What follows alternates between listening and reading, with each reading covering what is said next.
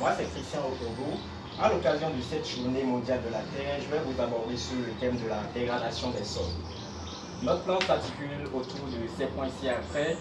Un bref historique de cette journée, quelques concepts liés à la dégradation des sols, les facteurs liés à celle-ci, les éléments de la dégradation aboutis sur ses conséquences, trouver quelques solutions, puis les références bibliographiques. Nous pouvons dire que cette journée, c'est-à-dire la journée de la Terre, a été initiée pour la première fois en 1910 par des étudiants américains soutenus fortement par le sénateur du Wisconsin, Galen Nelson. Cette journée est actuellement coordonnée par FD Network et cette année 2020 marque la 50e anniversaire de cette journée et est placée sous le signe de l'appel à l'action du climat. En ce qui concerne la dégradation des sols, nous pouvons définir la Terre comme un ensemble, un système qui comprend le sol, les végétaux, les êtres vivants, les phénomènes écologiques et hydrologiques qui se produisent à l'intérieur de ce système, alors que le sol n'est rien d'autre qu'une formation naturelle à la surface de cette terre-là, en général meuble et d'épaisseur variable.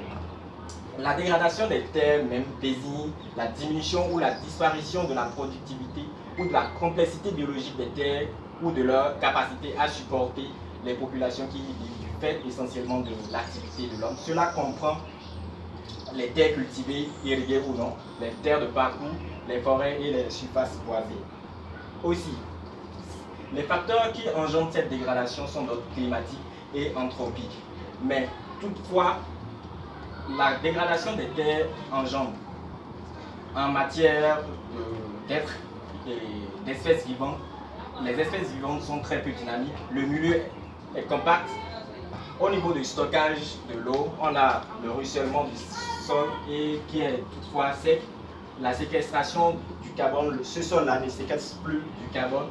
On a la minéralisation, l'érosion, le lessivage.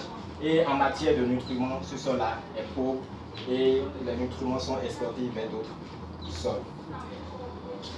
La dégradation des sols, l'un des éléments qui conduit à cet état est l'érosion hydrique. Ça se manifeste comme vous le voyez sur l'image là.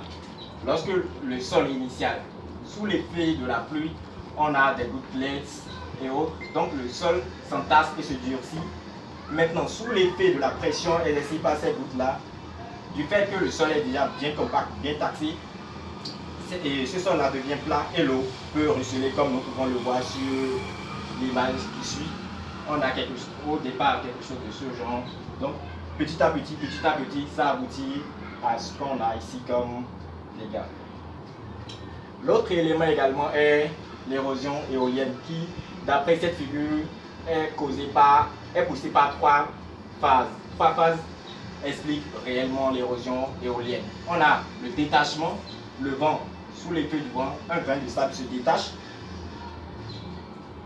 Une autre force transporte ce grain de sable et après on a le dépôt. Ici c'est juste un seul grain de sable. Imaginons des milliers de grains là. Le phénomène est encore criard. Et nous pouvons le voir ici. Vous voyez ce plan là sous l'effet du vent. Peu à peu, les racines apparaissent et là on a le plan en l'air soutenu simplement par ces racines et il n'y a plus de sol. Comme ce monsieur également, au préalable, et le collet n'était pas à la hauteur de la taille de ce monsieur, le collet était quelque part là, et sous l'effet du vent, peu à peu, au fil des ans, c'est devenu comme ça. Nous allons également parler de certains facteurs de dégradation des sols comme l'agriculture. Et ici, on a une utilisation abusive d'intrants chimiques. Lorsque le sol est là, on ne fait qu'utiliser des engrais chimiques à tout bout du champ au fil des saisons. Cela induit la dégradation. Également, l'agriculture itinérante subvenue. Nos parents, nos grands-parents au village continuent d'utiliser cette pratique agricole qui consiste à brûler les herbes sur le sol pour pouvoir en tirer. Je ne sais pas ce qu'ils cherchent, si c'est emblaver de nombreuses superficies. Donc, cette pratique-là continue. Également, certaines cultures sont à la base de la dégradation des sols. Et on a également la déforestation et les feux de végétation. Lorsqu'on entre dans nos forêts, on coupe les arbres et la surface devient sans herbes, sans végétaux. Là, le sol est complètement nu et la végétation et les feuilles de végétation qui viennent encore emporter tout ce qu'il y a là comme herbe et eau, et le sol est totalement nu. Le surpâturage également, nos amis Peuls, vu la pression démographique, il n'y a plus assez d'espace de pâturage et là, nos frères sont obligés d'agglutiner leurs troupeaux en un seul lieu pour avoir un peu de nourriture. Et là, ce phénomène, cet état de choses conduit également à la dégradation des sols. En conséquence, nous pouvons dire que cet ensemble de faits, de gestes, conduit à l'accentuation des changements climatiques, à la sécheresse, la désertification, les inondations, la baisse des rendements et au finish, la famine, la perte d'habitat, les zones rurales, puisque au village, il n'y a plus rien. On est obligé de venir en ville pour venir travailler et gagner son pain.